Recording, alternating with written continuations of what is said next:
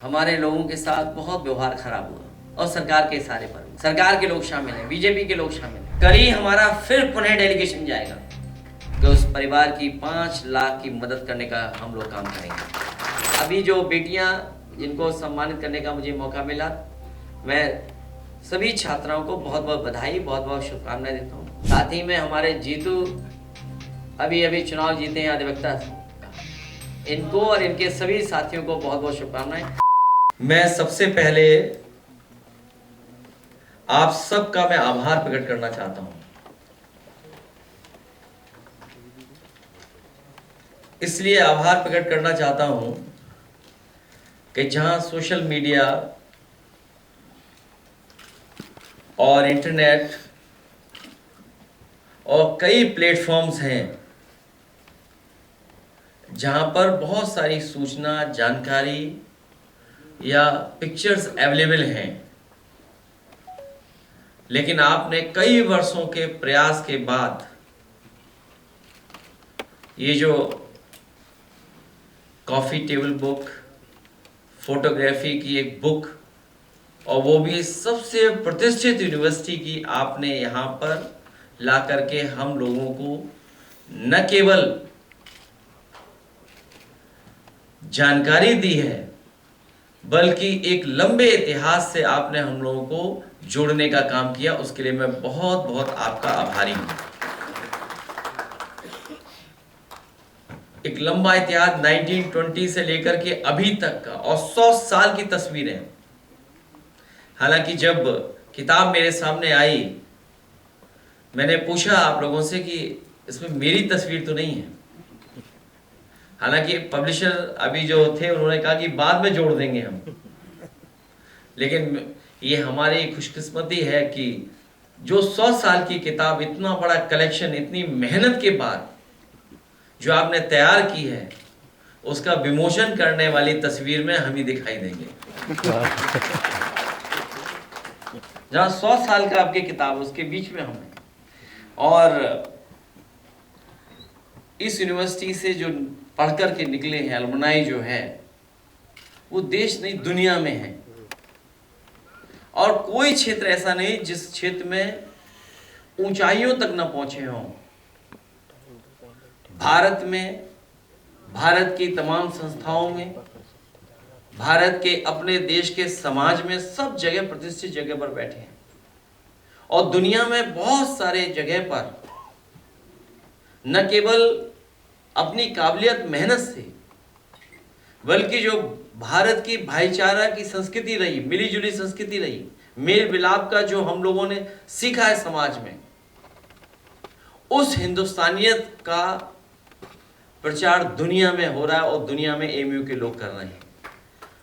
प्रचार के साथ साथ जो भारत का सम्मान बढ़ा रहे हैं, वो लोगों से सम्मान बढ़ रहा है, उनकी काबिलियत से बढ़ रहा है। उसमें बड़ा योगदान अलीगढ़ मुस्लिम यूनिवर्सिटी के लोगों का है। ये वो यूनिवर्सिटीज़ हैं, अलीगढ़ मुस्लिम यूनिवर्सिटी और BHU, वो बहुत पुरानी यूनिवर्सिटी हैं, बड़े लोग निकले हैं यहाँ से, और इसने समाज में बहुत प्रतिष्ठा कायम की है। मुझे खुशी है कि आज इतने प्रोफेसर से मुझे मिलने का मौका मिल रहा है, और सब हमारे जैसे, अपने जैसे हैं, एक ही सोच के हैं, जो हिंदुस्तानियत को और मजबूत करना चाहते हैं। यही हमारी हिंदुस्तानियत है कि सब हम मिल करके रह रहे हैं। और इधर जो खतरा पैदा हुआ है हिंदुस्तानियत को, उसके खिलाफ हम एकजुट होकर के लड़ने के लिए भी तैयार हैं। आपने मैसूर राजा का, उनका याद दिलाया, वाडियार साहब, उनका भी इतिहास हम ही लोगों से जुड़ता है, गुजरात से भी जुड़ता है। वो प्रोग्रेसिव थे, पॉजिटिव सोच के राजा थे, और यहां तक माना गया कि उस दौर में उसको गोल्डन पीरियड कहा गया, जब पिछड़ों को, दलितों को, उनको हक और सम्मान दिया गया। हमें उम्मीद है कि ये PDA के सहारे और PDA के लोगों के लिए भविष्य में हम लोग उनको हक और सम्मान दिलाने का काम करेंगे। उसके लिए चाहे हमें साल लगे या सदी, हम लोग संघर्ष से पीछे हटने वाले नहीं। एमयू सबसे पहले गाजीपुर में बना था, उसकी संस्था सबसे पहले गाजीपुर में बनी थी, स्कूल। गाजीपुर में सबसे पहले स्थापना हुई, और उसके बाद एक लंबा इतिहास है कि अलीगढ़ मुस्लिम यूनिवर्सिटी अलीगढ़ में कैसे बनी जाए। सबसे पहले उसकी शुरुआत जो पढ़ाई की संस्था बनी वो बनी गाजीपुर में। और मुझे याद है उस समय भी कोई प्रोफेसर हमसे मिले थे और उन्होंने बताया कि सबसे पहली संस्था वहाँ बनी है, थोड़ी जर्जर है। उस समय समाजवादी सरकार में 50 लाख रुपए देकर के सरकार से उसका तमाम रिनोवेशन का काम भी अपनी सरकार में हुआ था। तो शिक्षा से ही हमारा समाज और देश तरक्की करेगा, खुशहाली का रास्ता अपनाएगा। आज जब एमयू के लोग आए, हम उनको भरोसा दिलाते हैं कि समाजवादी पार्टी ने हमेशा हमारे देश के डेमोक्रेटिक फैब्रिक को, सेकुलर फैब्रिक को और हिंदुस्तानियत को हमेशा आगे रखा है। उसको और मजबूत करने के लिए हम लोग लगातार काम करते रहेंगे।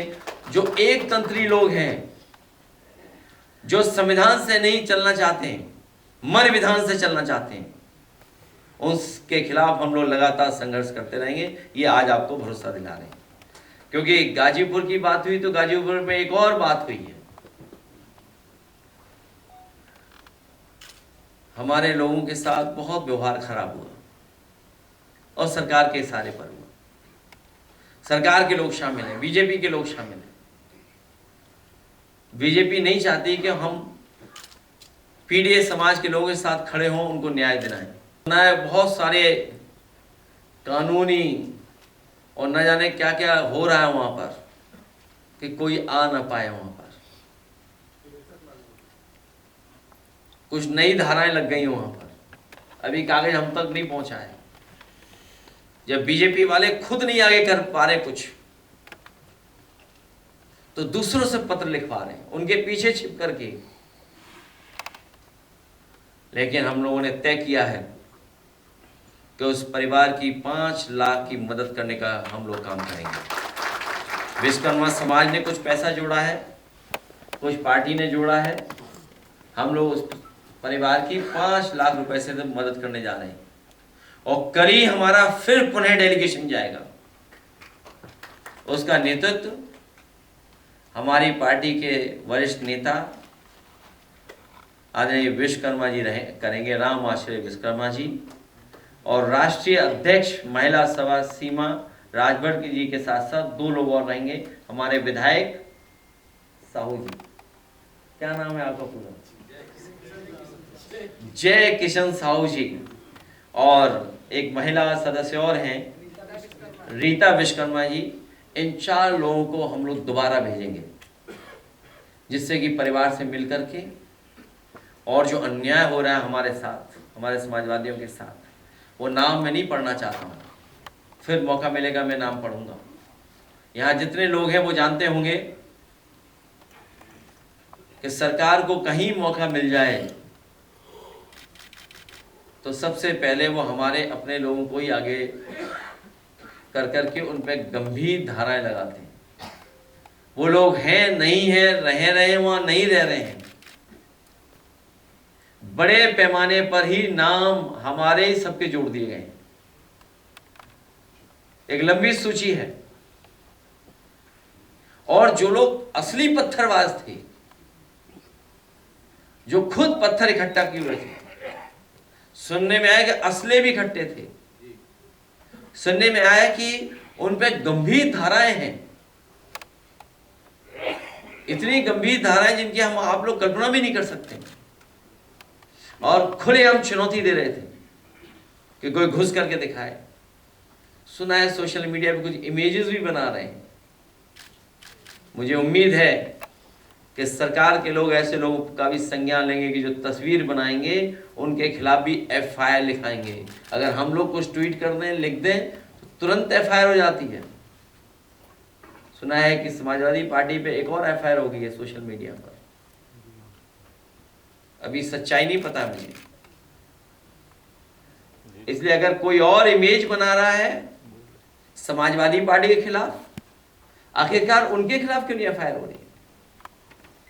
उनको क्यों छोड़ा जा रहा है? असली पत्थरबाजों को सरकार बचा रही है।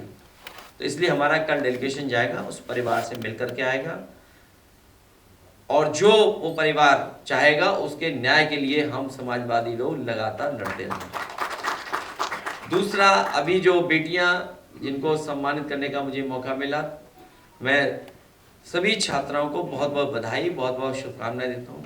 वो टॉपर्स हैं, अपने मेहनत से, अपने परिवार के लोगों के सहयोग से, टीचर्स की गाइडेंस में उन्होंने न केवल अपना नाम रोशन किया है बल्कि पूरे परिवार को सम्मान दिलाने का काम किया। ऐसे बच्चों को बहुत बहुत बधाई और शुभकामनाएं मैं देता हूँ।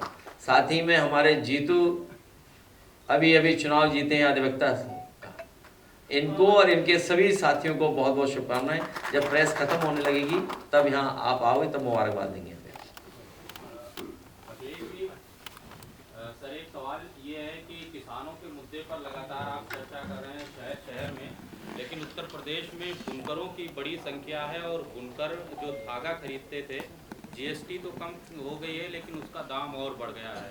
बिजली के लिए बिजली कटौती हो रही है, कनेक्शन काट दिया जा रहा है, बिजली नहीं भर पा रहे हैं, जो सब्सिडी मिल रही थी वो भी नहीं मिल पा रही है, इसलिए बुनकर वर्ग काफ़ी परेशान है। सर, अभी गाजियाबाद में समाजवादी पार्टी का कार्यक्रम था।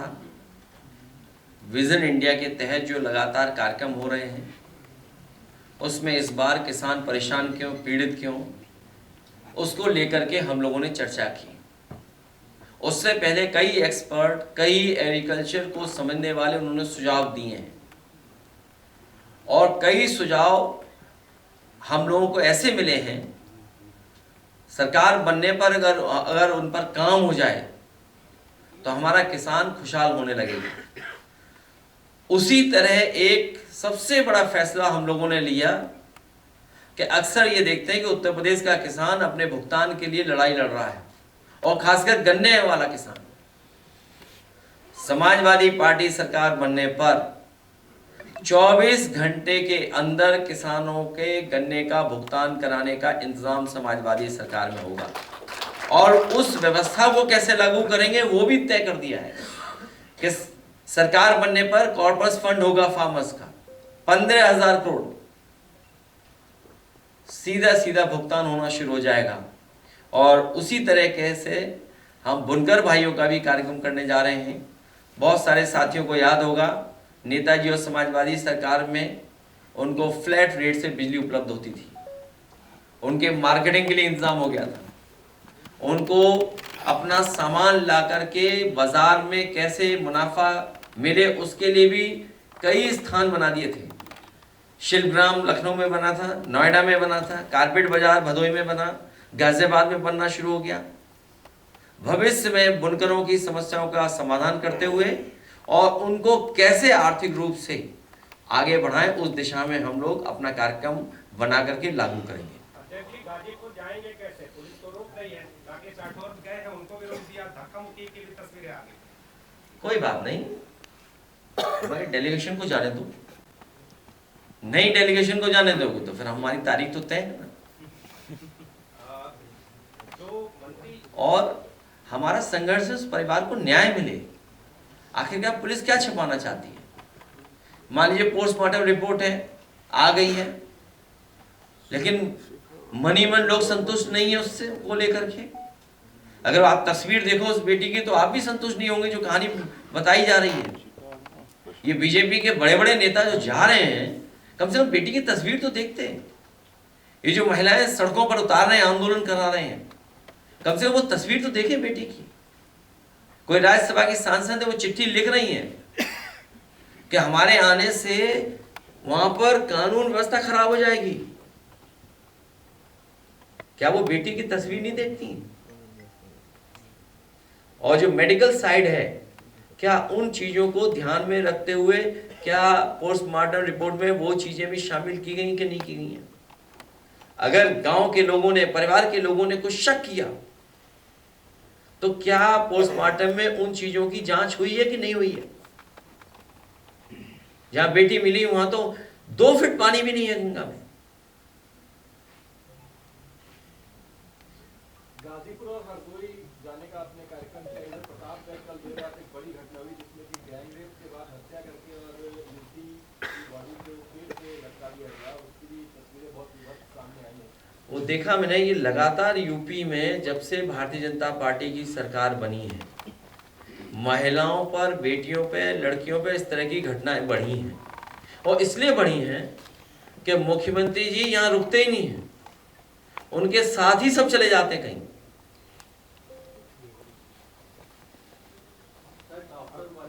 और आखिरकार जो सरकार दावा करती थी वुमेन्स सिक्योरिटी की, लड़कियों की सिक्योरिटी को, वो क्यों खोखली साबित हो रही है?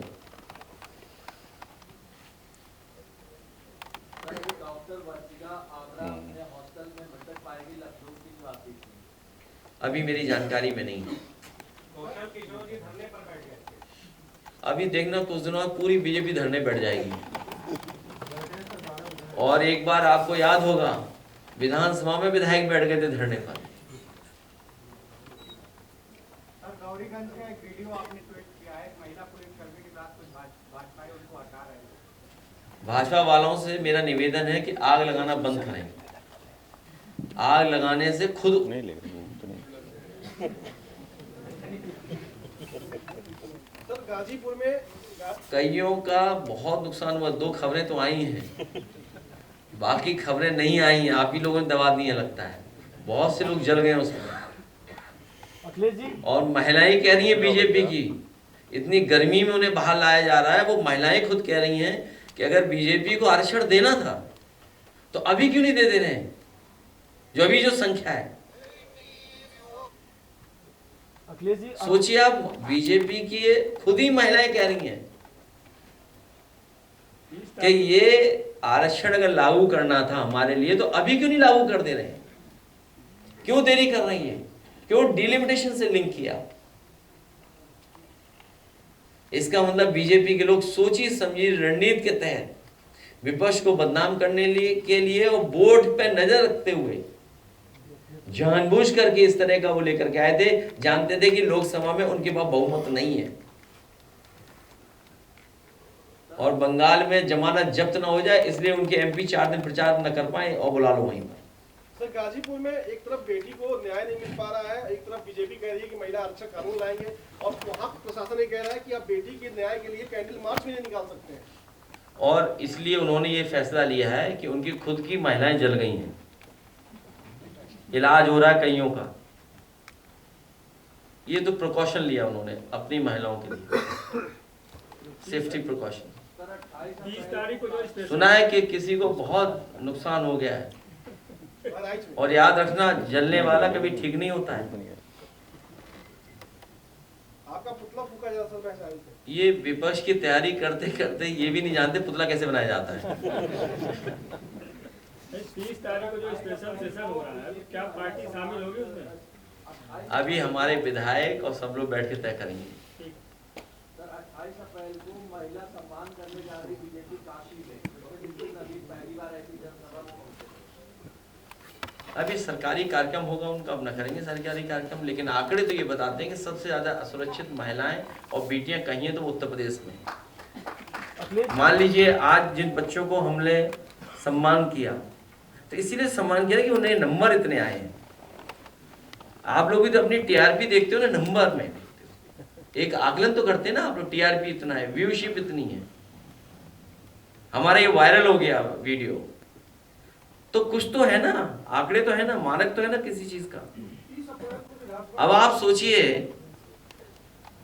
जो आंकड़े बताते हैं देश में, वो सबसे ज्यादा घटनाएं उत्तर प्रदेश में हो रही है महिलाओं के खिलाफ, बेटियों के खिलाफ।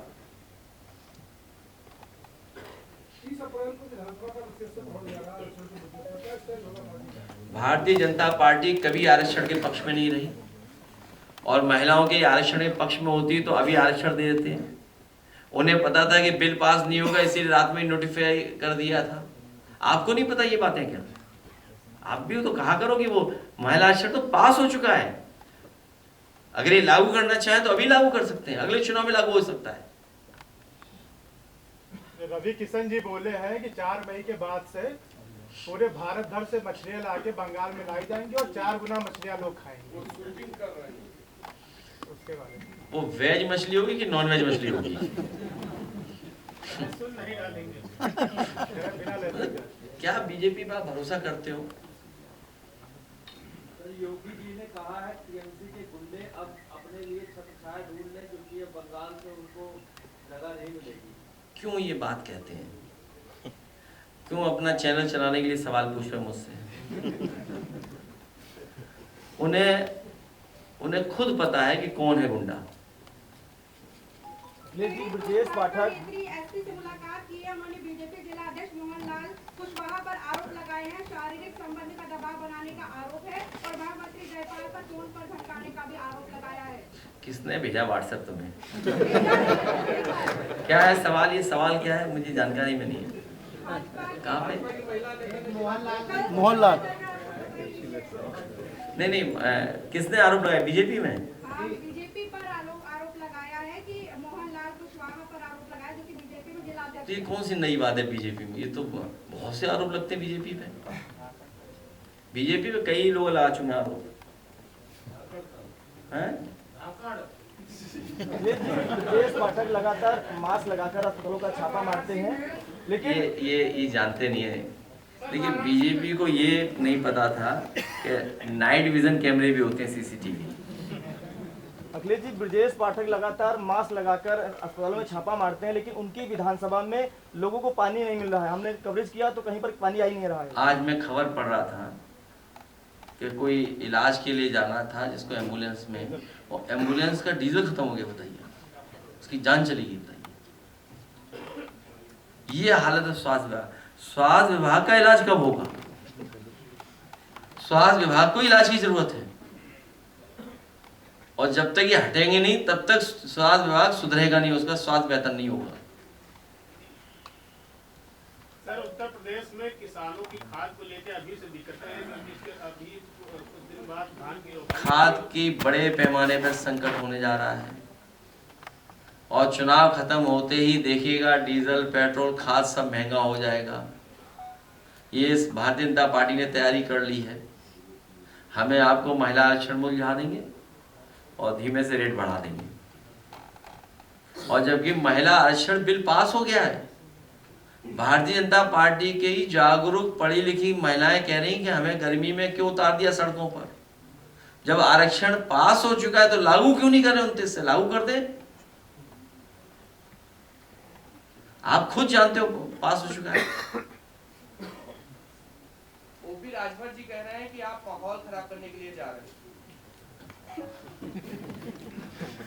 हमारी समाजवादी पार्टी से उस डेलीगेशन में सीमा राजभर भी जानी है, राष्ट्रीय अध्यक्ष महिला सभा। वो जवाब देंगे उनका। जी, एक वन विभाग से सवाल है कि वन विभाग ने कहा है कि बंदरों के आतंक से जो क्षेत्र बहुत ही संवेदनशील है, वहां बंदरों को मारने की इजाजत दी जाएगी। क्या सर ये निर्णय बंदरों की हत्या करना, सरकार के पास कोई बड़ा संसाधन होता है और सारे विकल्प मौजूद होते हैं? नहीं, बंदर का नुकसान नहीं करना चाहिए। बंदर से हम सब परेशान हैं।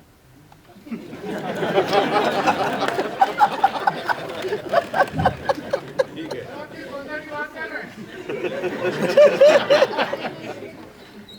समझदार को इशारा काफी है। सर, 2 की 3? मैं नंबर नहीं बता सकता। सर, बनारस में भीड़ ने एक व्यापारी को पीट के मार डाला सर, और आदरणीय अभी कलकत्ता में प्रचार कर रहे हैं, उत्तर प्रदेश की बेहतरीन कानून व्यवस्था का दावा करते रहते हैं सर, और भीड़ जो है व्यापारी को पीट के मार डाली है बनारस में सर। उत्तर प्रदेश में अभी वनस्पति आ रहा था नेपाल से। कितने किलो?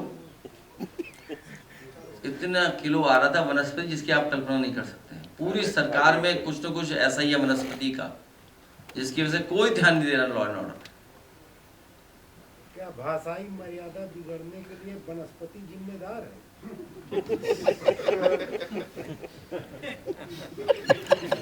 अच्छा, क्या पूछ रहे हैं आप? भाषाई मर्यादा जो बिगड़ी हुई है उसके लिए वनस्पति जिम्मेदार है। अच्छा हुआ उन्होंने केवल स्वामी विवेकानंद जी को पढ़ा था, रविन्द्रनाथ टैगोर जी को नहीं पढ़ा था। और सोचो अगर पढ़ लिया होता तो क्या बोलते हो। अभी तो केवल स्वामी विवेकानंद जी को पढ़ा ना,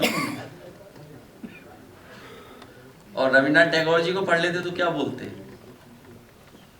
शास्त्री ने शिवाजी को लेकर के नागपुर में बयान दिया था, उसके बाद उन्होंने माफी मांगी, कहा मेरी कुंडली में ही विवाद था। अब मत बुलवाइए, मैं जीतू यादव को बुलाता हूँ, उन्हें बधाई देता हूँ, और हमारे प्रोफेसर्स एएमयू के जितने, उनका बहुत बहुत धन्यवाद, बहुत बहुत आभार। और हमारा कल डेलीगेशन जा रहा है, फिर आगे रणनीति तय करेंगे क्या करना है।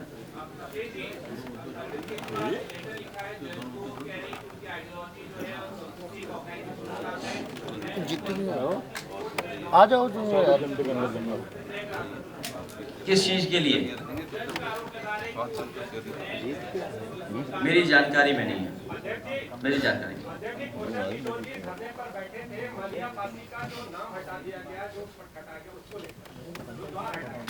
मेरी जानकारी नहीं है, मुझे कोई आंदोलन नहीं पता लगा कहाँ आंदोलन चल रहा है। आप लोग हाईलाइट करिए खूब, अपने अपने चैनलों में चलाइए खूब, तो हाईलाइट होगा। बहुत धन्यवाद आपका प्रेस के साथियों का।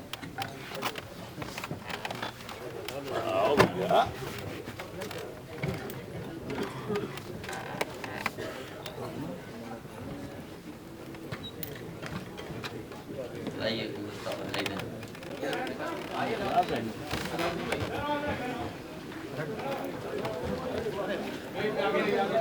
भाई सब लोग पीछे बैठिए, आप लोग पीछे बैठे, कोई आगे नहीं जाएगा। सब लोग जाते हो, वीडियो नहीं बन पाते हैं, सब यहीं से बैठ बनाइए। कोई आगे नहीं जाएगा, यहीं रहिए सब लोग। ठीक है सर, कोई आगे नहीं जाएगा। एक दो चक्कर में सबका खराब होता है।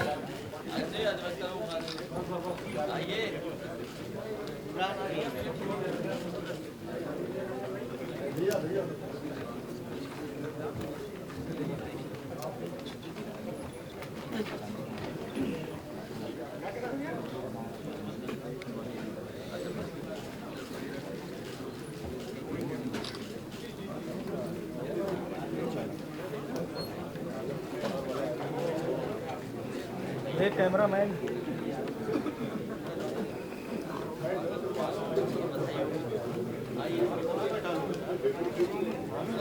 तुम ही आ जाओ, फिर सब आ जाएंगे। भाई दूर से बनाइए, बहुत लोग हैं ना, सबके कैमरा चल रहे हैं। हाँ यार देख लो।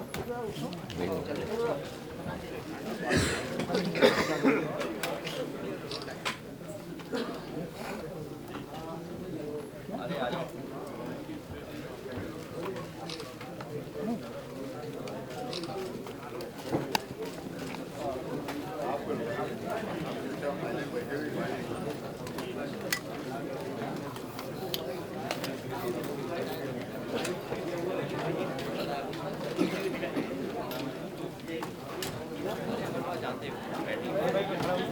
हैं